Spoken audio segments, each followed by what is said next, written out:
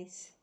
Dahil ngayon ay linggo, nakita ko yung kusina namin, napakarami na ng ice cream container. Mag-declutter tayo. Itatapon ko guys, sobrang dami na, hindi naman nagagamit. Ayan siya guys, oh. Ayan, tatapon ko yan. Madami-dami to. Tatapon ko kasi wala nang space dito. Hindi naman nagagamit talaga siya. Ayan. Tatapon ko doon sa baba sa aming basurahan doon. Ayan.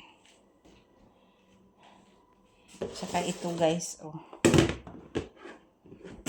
Ayan guys. Nasa baba yung aming basurahan. Sa baba ng building na to. Ang aming basurahan. Madali akong hingalin guys kasi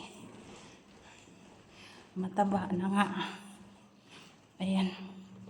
Bababa pa ako. Doon kami sa pinaka ground floor magtatapon sa building na ito. Yan. Dito guys. Ayan. Segregate. Ito sa mga pagkain. Tapos, dito guys, plastic. Ayan, nakalagay plastic. Tsaka sa amin. Karton.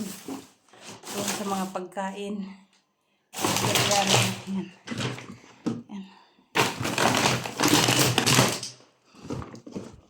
Madilim dito guys. Pero ito talaga tapunan. Ngayon dahil nasa second floor kami at hinihingal ako, maghagdanan, mag-elevator ako. Ayan, mag-elevator ako guys.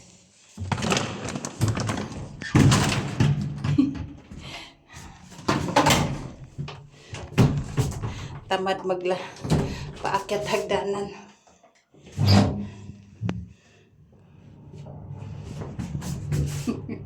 Okay. Ayan na. Ayan na.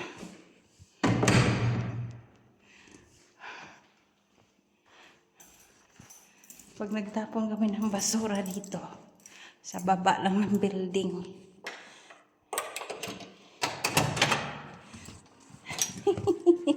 Ang aming kalito.